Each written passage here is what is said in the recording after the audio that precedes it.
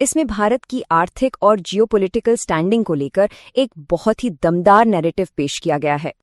तो सबसे पहले ये रिपोर्ट एक टकराव की जमीन तैयार करती है, मतलब इंडियन इकोनॉमी की दो बिल्कुल अलग अलग तस्वीरें पेश की जाती हैं।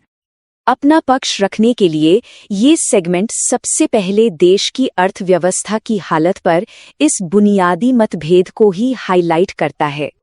और देखिए, यही इस पूरे तर्क का पहला पिलर है, दुनिया की बड़ी ताकतों से मिलने वाला वैलिडेशन। सोचिए, जब ये कहा जाए कि भारत के साथ डील करना ग्रोथ का लॉन्च पैड पाने जैसा है, तो ये कितना बड़ा बयान है। चलिए अब आगे बढ़ते हैं और देखते हैं कि इस बात को साबित करने के लिए एक हाई प्रोफाइल विजिट से जुड़े क्या सबूत पेश किए जाते हैं। इस रिपोर्ट में भारत के ग्लोबल इंपॉर्टेंस को दिखाने के लिए सबसे पहले जोर दिया गया है ब्रिटिश डेलीगेशन के साइज पर। बताया गया है कि ये अब तक का सबसे बड़ा डेलीगेशन था। लेकिन बात सिर्फ गिनती की नहीं है, रिपोर्ट में इस बात पर भी फोकस है कि इसमें कौन सी कंपनियां शामिल थीं, और इसे एक भरोसे के सिग्नल की तरह दिखाया गया है। जाहिर है, जब रोल्स रॉयस और लंदन स्टॉक एक्सचेंज जैसे बड़े नाम आते हैं तो बात में वजन तो आता ही है।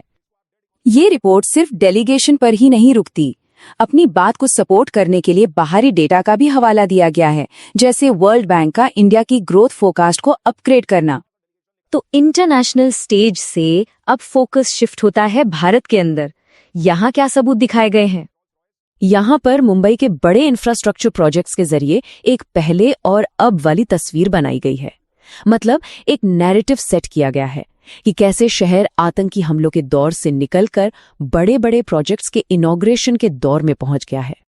और ये जानना भी दिलचस्प है कि इन प्रोजेक्ट्स को सिर्फ गिनाया नहीं गया है, बल्कि इन्हें ऐतिहासिक उपलब्धियों की तरह पेश करने के लिए स्पेसिफिक डिटेल्स का इस्तेमाल हुआ है, जैसे देश का पहला फुली डिजिटल एयरपोर्ट या फिर इंडिया का सबसे बड़ा ग्रीन फील्ड प्रोजेक्ट।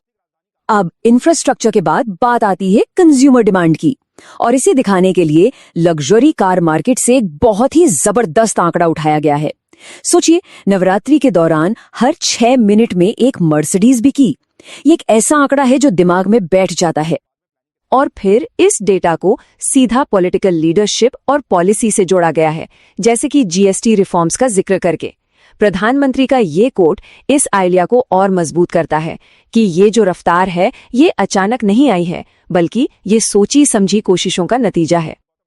चलिए अब इस नैरेटिव के आखिरी हिस्से पर आते हैं, टेक्नोलॉजिकल इंडिपेंडेंस यानी तकनीकी आत्मनिर्भरता की ओर भारत का कदम। इसे एक स्वदेशी मूवमेंट की तरह पेश किया गया है। यहाँ पर रिपोर्ट सीधे सीधे पॉपुलर अमेरिकन टेक प्रोडक्ट्स की तुलना भारत के नए विकल्पों से करती है, जैसे जीमेल के सामने ज़ोहो मेल। ये इस बदलाव को दिखाने का एक सीधा तरीका है। और ये विजुअल कंपैरिजन डिजिटल स्पेस में एक हम बनाम वो वाली कहानी को और पुख्ता करता है। व्हाट्सएप जैसे बड़े प्लेयर के सामने अरट्टैया जैसा देसी ऑप्शन रखा गया है। इस स्वदेशी मूवमेंट को लेकर सरकार कितनी सीरियस है, ये दिखाने के लिए रिपोर्ट में बड़े अधिकारियों के इसे अपनाने का जिक्र है, जैसे गृह मंत्री का ज़ोहो मेल पर स्विच करना। इससे एक टॉप डाउन कमिटमेंट का मैसेज जाता है। और बात सिर्फ नाम गिनाने तक सीमित नहीं है, रिपोर्ट में इन नए प्लेटफॉर्म्स का बैकग्राउंड भी बताया गया है, उनकी इंडियन रूट्स और बढ़ती पॉपुलैरिटी पर जोर दिया गया है। जैसे कि अरट्टई एक तमिल शब्द है जिसका मतलब है गपशप, जो इसे एक लोकल फील देता है। इस पूरी मुहिम को एक बड़े कॉन्टेक्स्ट में रखने के लिए रिपोर्ट में चीन की स्ट्रैटेजी का भी जिक्र है कि कैसे चीन ने अपना एक अलग सरकार के सपोर्ट वाला टेक इकोसिस्टम खड़ा किया, जहां विदेशी ऐप्स की जगह ज्यादातर लोकल ऑप्शंस ने ले ली है। तो सबसे जरूरी बात यह है कि कैसे इन अलग अलग सबूतों को जोड़कर एक पूरी कहानी बुनी गई है। देखिए, इसकी शुरुआत एक टकराव से होती है, फिर इंटरनेशनल और डोमेस्टिक सबूत पेश किए जाते हैं, और इसका अंत एक आत्मनिर्भर भविष्य के विजन के साथ होता है।